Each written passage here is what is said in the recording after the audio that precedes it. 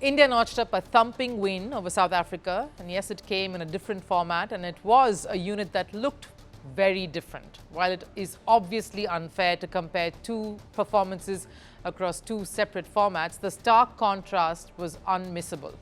Virat, Kohli and Rohit Sharma stamped their presence and class across this game, making me ask, were they the differentiator in how a team just looked so refreshingly fierce on the cricket field? Indian commentator Ravi Shastri, after that ODI series against Australia, had playfully called Kohli and Sharma the old dogs, saying they still had the sting in their tails. But I want to highlight more than just what they contributed to that scorecard. Both were at their flamboyant best. Rohit Sharma made a nifty 50, Kohli a thunderous 100. Two of them looked in the mood to plunder, and they were almost unstoppable. The drives, the pulls, the punches and powerful strikes all across the ground, giving a reminder that they had it in them all along, and this is a well-oiled machine. That clearly rubbed off on others around them, like KL Rahul and Jadeja, who played important knocks to put the pressure on South Africa and pile on a huge target. And that's what I want to dwell on. Just what the presence of two of the senior-most players and legends of the sport really does to a battered side. Yes, it was not exactly the same personnel who were part of the test setup just a while earlier against the same team, South Africa, but most of them were. Washington Sundar, Yashasvi Jaiswal, KL Rahul, Jadeja. The first ODI in Ranchi was a clear example of how intimidating the same bunch of guys can look under different circumstances. The circumstances here being the inclusion of Virat and Rohit in that playing 11. And that's the point I want to drive forward. That direction, the motivation, that energy on the field doesn't have to come from those who wear the tags of coach and captain. It comes from those who lead from the front.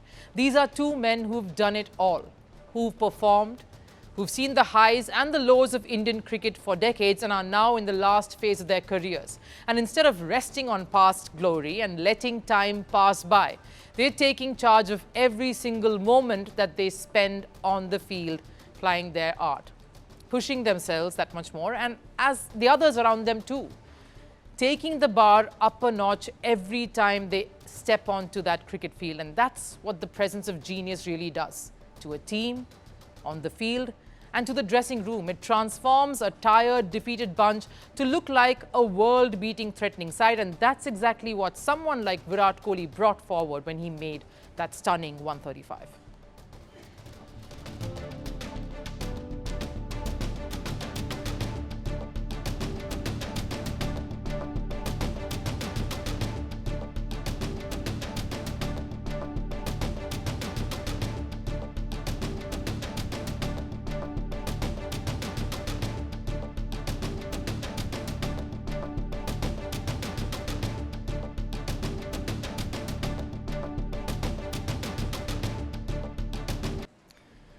It was that partnership, in fact, between Rohit and Kohli that really rolled back the years and took us back in time. And to think these two came from literally no match practice. They are playing from one ODI to the next in between series, playing only one format, and they looked sharper, hungrier, more flawless than ever before.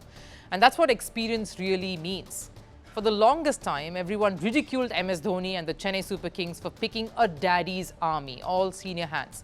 That daddy's army went on to win an IPL title on comeback because experience gives you something years of youth won't. That mental fortitude to challenge norms, keep trying and taking everyone else along, and knowing exactly how to play under pressure. Of course, the reason why this match and this particular performance is crucial at this point now, because it makes us ask certain questions. It comes at a time when India's test scene needs a massive overhaul, and in the mental makeup of the side more than anything else, because the players are pretty much the same and they know what it's like to play at this level, at the international stage, which is exactly what brings me to the next point: team synergy. It all comes down to that, doesn't it? Who's really motivating and creating those moments on the field when things really aren't going your way? Who is taking charge? What's the communication like between everyone, and more so between the players and the management or the support staff?